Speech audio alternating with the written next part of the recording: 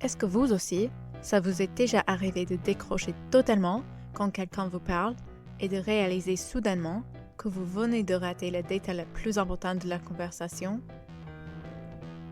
Est-ce que vous avez déjà mis un pied au supermarché et immédiatement oublié ce pourquoi vous étiez venu? Vous commencez peut-être une simple tâche professionnelle et puis vous vous retrouvez 1 heure plus tard à rechercher ce qui vraiment menait Britney à se raser la tête. Eh bien, si c'est le cas, je vous comprends. Bien que mes études ont toujours été faciles pour moi, ma thèse a menacé de ruiner ma carrière universitaire. Face à ce projet si gigantesque, il est devenu tout simplement impossible pour moi de me concentrer. J'ai décidé d'aller rendre visite à la psychiatre de mon université pour lui confier mes difficultés. Elle m'a écouté attentivement, puis m'a posé une question qui, sur le coup, m'a interloqué. As-tu déjà pensé que tu pouvais souffrir d'un trouble de l'attention? Depuis ce jour, j'ai commencé à me renseigner sur le sujet. C'est comme ça que j'ai découvert que je n'étais pas la seule et que de nombreuses personnes autour de moi étaient concernées. Et c'est cela que je veux questionner et comprendre aujourd'hui. Pourquoi la concentration semble plus difficile que jamais? Tout d'abord, j'ai voulu parler à quelqu'un ayant été diagnostiqué comme souffrant de TDAH, terme médical pour signifier trouble du déficit de l'attention et ou hyperactivité, pour comprendre quels sont les effets réels de ce trouble sur sa vie. Louis, ingénieur de son de 30 ans, à qui on a diagnostiqué un TDAH l'année dernière, a accepté de me répondre. J'avais des difficultés professionnelles et puis j'avais des difficultés, dans ma vie depuis longtemps. Donc j'ai des difficultés qui me suivent depuis assez longtemps et au travail, c'est devenu vraiment, vraiment compliqué. Les erreurs d'inattention, le fait de se focaliser sur, peut-être les choses qui m'intéressaient et pas les choses les plus urgentes et cetera. Donc ça s'est pas très bien passé. Comme moi, Louis était un élève brillant à l'école. Et comme moi, c'est plus tard que les problèmes ont commencé. Donc moi, ça a eu un impact, professionnellement parce qu'en fait, j'ai jamais appris à travailler. J'avais des facilités à l'école, donc je ne travaillais pas. Et quand j'ai commencé à travailler, je me suis rendu compte que déjà je ne savais pas le faire et que même ce que je savais faire, en fait, je le faisais mal. Typiquement, aujourd'hui, par exemple, j'ai raté une réunion parce que, j'ai pas cliqué sur le bon lien et je suis resté 10 minutes, avec, dans une visio où il n'y avait personne, jusqu'à ce que, la personne annule notre rendez-vous parce que pensait que j'avais, raté notre rendez-vous. Comme il explique, ces troubles de l'attention n'impactent pas uniquement la sphère professionnelle, mais également la vie sociale. C'est plus difficile d'entretenir les relations amicales ou amoureuses. C'est vrai que c'est laborieux, quoi. Je peux laisser passer 6 mois avant de rappeler quelqu'un. C'est pas idéal pour instaurer des bonnes relations. Ces difficultés à s'organiser sont pour lui une cause directe de souffrance. Moi, je fais de l'anxiété, je fais de l'anxiété sociale, je fais de l'anxiété de performance. J'ai des traits, on va dire, perfectionnistes, hem, qui sont, pas, un symptôme direct de TDAH, mais qui sont sans doute liés à ma personnalité, mais au fait que, bah, quand on fait des bourdes, bourde après bourde et ben, on se construit pas de la même façon. Mais quelle est la cause des troubles de l'attention? Pour répondre à cette question, j'ai d'abord voulu m'adresser à un expert en psychologie. Donc, je m'appelle Meire Queiroz, je suis brésilienne, je suis praticienne en psychothérapie et je travaille dans un cabinet depuis 12 ans à Paris. D'après les théories actuelles, le trouble de l'attention est directement lié à la dopamine. Ce neurotransmetteur a pour fonction d'activer la partie du cerveau responsable du sentiment de satisfaction et de plaisir. La dopamine nous encourage donc à nous concentrer sur une tâche pour réussir à l'accomplir, en libérant à la fin une sensation de satisfaction comme récompense. Donc, ils ont dit que les personnes en TDA, parce qu'ils n'arrivent bien pas ce neurotransmission, ils ne travaillent pas bien. Néanmoins, il semble étrange de qualifier la distraction de trouble quand on sait que c'est une chose à laquelle chaque individu fait face à un certain niveau. On voit, par exemple, tout le monde qu'il y a TDAH ou pas, qu'à un moment donné, nous allons aussi avoir un manque de concentration et un manque de mémoire. Ça dépend de notre état, ça dépend si on a beaucoup de choses dans la tête, si nous sommes en train de traiter beaucoup d'informations ou si nous sommes fatigués. Donc, les TDA, le manque d'attention et de mémoire dans TDA, c'est pathologique, mais en même temps, c'est un symptôme qu'on trouve, chez presque tout le monde. Le diagnostic continue d'être assez incompris puisque la plupart des gens vont présenter des symptômes de problèmes d'attention à un moment donné de leur vie. Cela mène à beaucoup de scepticisme. Il y a plusieurs a priori. Il y a l'idée que ce serait une maladie d'Américains, en fait, c'est-à-dire quelque chose qui est peut-être inventé par, les entreprises pharmaceutiques pour vendre des médocs. Peut-être, c'est tout simplement qu'ils éduquent très mal leurs enfants et qu'ils préfèrent, leur filer des médocs plutôt que de les éduquer correctement. Heu peut-être que c'est juste, notre génération, ou les générations, heu, à partir des années 90, qui sont, des flemmards biberonnés aux jeux vidéo et qui ne savent pas travailler. Il s'agit d'une grosse généralisation, mais je comprends pourquoi les gens peuvent avoir ce doute. De plus, il est intéressant de noter que le taux de diagnostic de TDAH a continuellement augmenté ces 10 dernières années. Il est donc compréhensible que certaines personnes questionnent la raison pour laquelle les troubles de l'attention semblent être un problème croissant. Néanmoins, la crise de l'attention n'est certainement pas exclusivement un phénomène américain. De plus en plus de personnes sont diagnostiquées en France, tant chez les jeunes que chez les adultes. Une étude a montré qu'à l'échelle mondiale, la capacité d'attention humaine a diminué de 25% au cours des dernières années. J'ai parlé à un expert en sociologie pour tenter de comprendre pourquoi c'était le cas. Je m'appelle Kevin Mellet, je suis sociologue, je suis assistant professeur de sociologie à Sciences Po et je suis rattaché comme chercheur au Centre de sociologie des organisations. Mes recherches portent sur, on va dire, les usages marchands des technologies numériques. J'ai voulu lui parler de l'économie de l'attention. L'économie de l'attention, c'est l'idée selon laquelle, dans l'ère digitale où nous sommes tous sursollicités par une multitude d'informations, la ressource la plus précieuse est notre attention. Cette attention est alors traquée par les entreprises qui cherchent à vendre leurs produits et services. Pour le professeur Mallet, comprendre l'économie de l'attention passe par étudier son histoire et les conditions qui ont permis son émergence.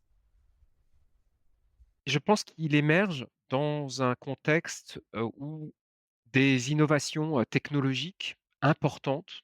On peut penser, voilà, donc il y a internet, dans les années 90, le smartphone dans les années au milieu des années 2000 qui est à peu près concomitant avec, l'émergence des réseaux sociaux, des social, media et tout ça en fait, transforme profondément nos pratiques, hein, médiatiques, culturelles, sociales et en retour, ça suscite des inquiétudes très fortes. Quelles sont les conséquences de ces technologies, sur, pas que sur nos pratiques culturelles, mais plus globalement sur, notre vie économique et sociale, voire sur l'être humain, en fait et la façon dont il on vit, en fait. Avec les technologies numériques, il y a une abondance, voire une surabondance d'informations, de données, de contenus, qui sont à notre disposition. Pour illustrer son propos, il m'a présenté quelques statistiques. Ils essayent de recenser le nombre de pages qui sont indexées, mais c'est quelque chose comme 30 ou 50 trillions, de pages, donc c'est des dizaines de milliers de milliards de pages web. Je sais plus, chaque minute, je crois que ce sont 500 heures de vidéos qui sont, uploadées sur, YouTube.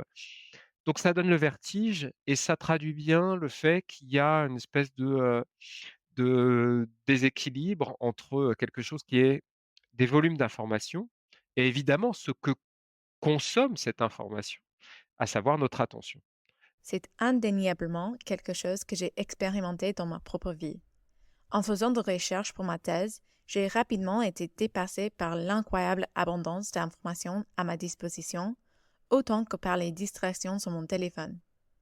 Faire le tri dans tout ça, en essayant de rester concentré, c'était comme monter les marches d'un escalateur qui descend. D'un point de vue psychologique, les experts peuvent également voir les effets d'une surabondance liée à la technologie. Il y a des points positifs et des points négatifs, mais vraiment les points négatifs, ils sont plus visibles, ils sont plus à surface. Non, parce qu'à chaque moment que sur notre portable, il va arriver, une alerte, ça fait couper notre attention et après pour retourner l'attention, c'est beaucoup plus difficile. Ça va nous prendre beaucoup plus de force et de concentration pour retourner une concentration soutenue, en fait. J'ai demandé au professeur Mallet qui profite de ces problèmes de concentration. Cette question-là, elle est vraiment, liée, sur le web et dans l'univers numérique avec l'idée que, ben, notre attention est un objet de convoitise, et que, cet objet de convoitise, il est, pour, une grande diversité d'acteurs, on pourrait dire, il y a des acteurs qui sont, très directement, les premiers consommateurs de notre attention, ce sont les écrans et les acteurs qui sont derrière nos écrans. Donc on pourrait dire, quand c'est gratuit, c'est que c'est vous le produit. En fait, c'est pas nous le produit, c'est notre attention qui est vendue par des médias à des annonceurs, à des marques et à un ensemble d'acteurs qui, veulent, attirer notre attention. Non pas, parce que c'est la finalité de leur activité, mais parce que ça derrière, ça leur permet de vendre des produits, des services et cetera. Il mentionne d'autres experts dans ce domaine qui sont tout aussi intrigués par ce phénomène.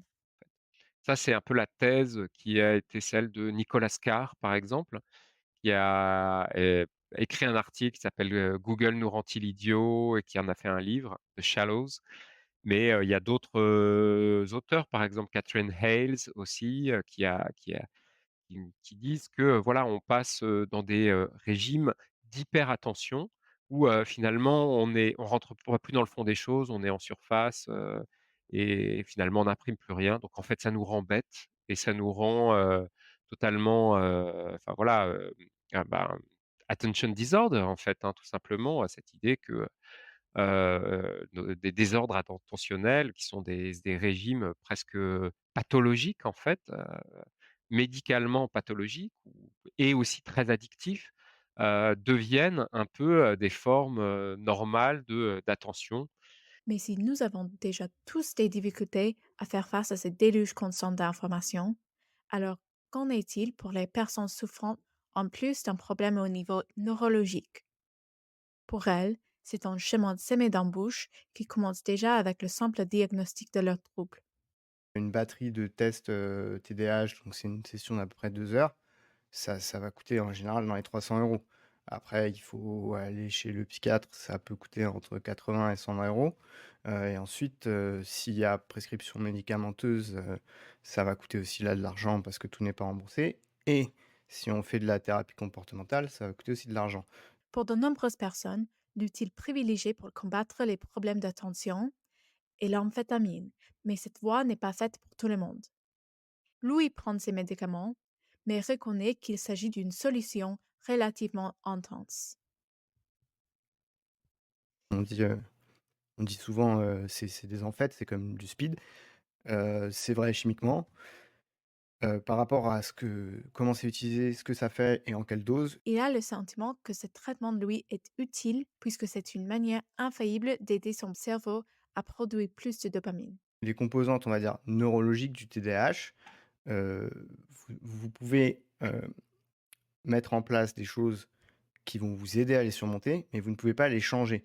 Les médicaments vont agir, à un niveau, dans le cerveau qui va changer vraiment ces fonctionnements-là et donc c'est temporaire, hein, c'est sur la durée d'effet des médicaments, mais voilà, ça va directement agir sur le TDAH, ce que pour l'instant, je ne pense pas qu'on puisse faire autrement. Néanmoins, ce traitement médical n'est pas accessible à tous ceux qui souffrent des troubles de l'attention.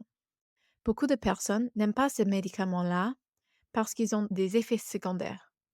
Ces effets secondaires peuvent être l'insomnie, la perte d'appétit et parfois même des hallucinations. Louis souhaiterait qu'il y ait plus d'informations disponibles en France pour que les gens puissent mieux se comprendre eux-mêmes ainsi que ceux qui souffrent de troubles de l'attention. Par rapport à ça, je pense que que c'est vraiment très important de faire un peu de la pédagogie, sans même forcément, parler du sujet des médicaments. Je peux comprendre qu'on soit un petit peu plus, que cette question-là soit un petit peu plus touchy, mais en tout cas, je pense que c'est important qu'en France, on commence à prendre la mesure de ce que c'est, que le TDAH, de combien de personnes ça touche, du fait que ça existe à l'âge adulte, et du fait que notre prise en charge médicale, elle n'est pas au niveau pour l'instant, et que, des gens en pâtissent, vraiment dans leur vie de tous les jours. Je dois admettre que lorsque j'ai commencé à avoir des difficultés à me concentrer, je me suis sentie complètement impuissant et isolé.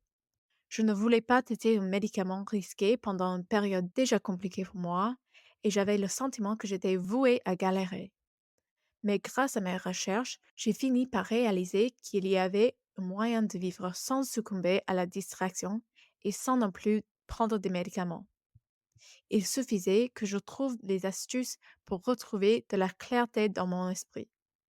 Donc c'est lui donner des astuces en disant, «Je vais étudier, donc cet moment-là, on va couper les portables.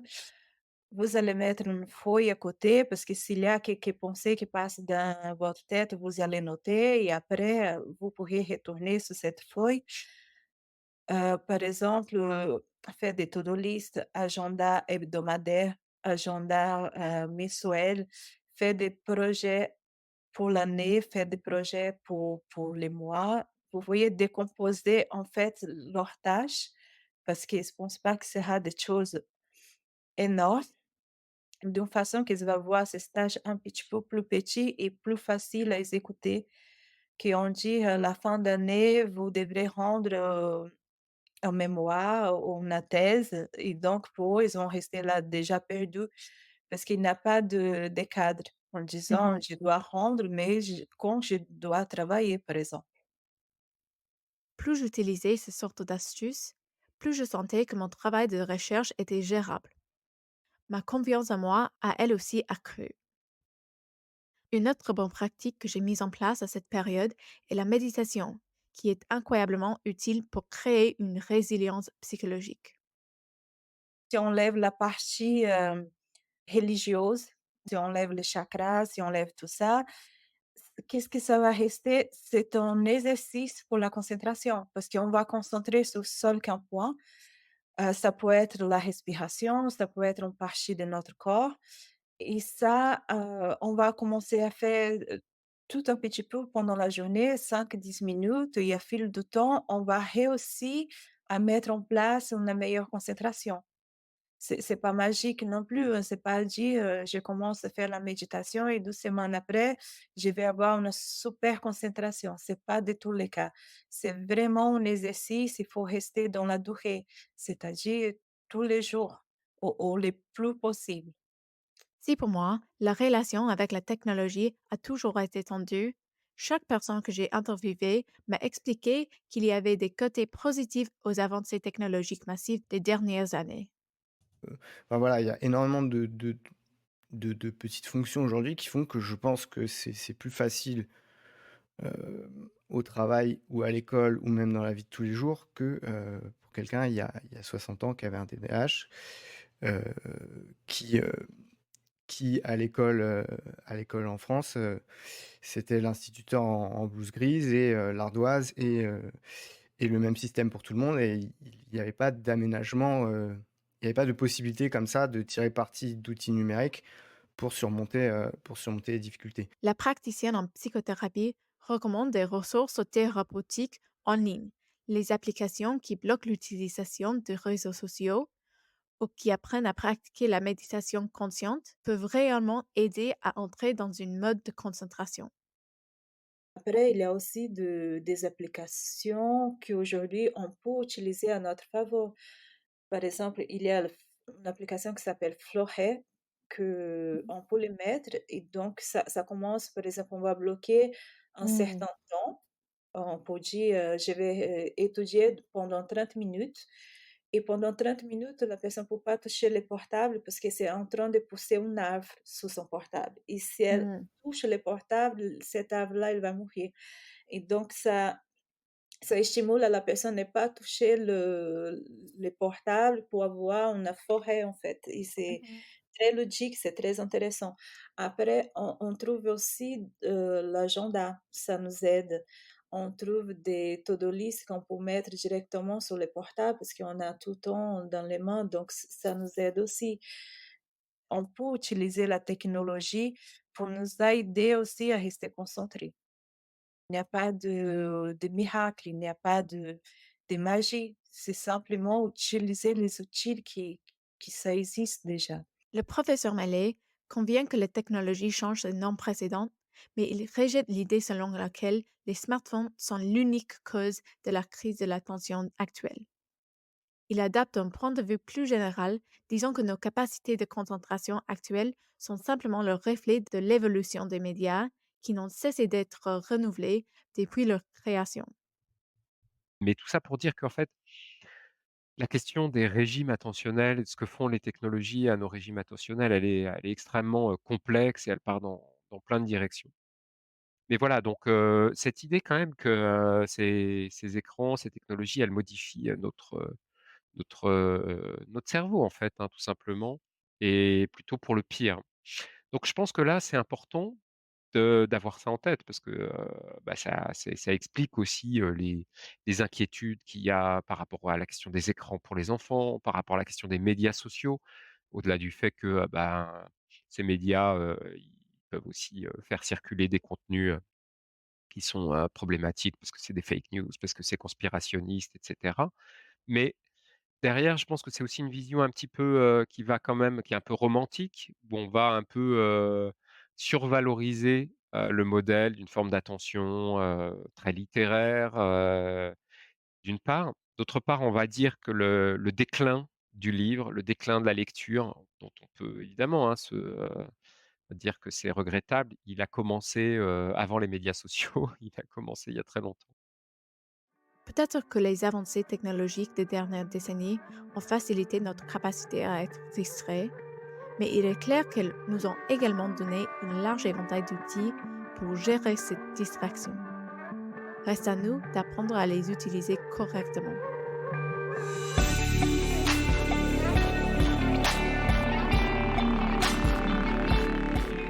Vous venez d'écouter un podcast Friction. Retrouvez tous les podcasts de Friction sur vos plateformes d'écoute en ligne et sur friction.co.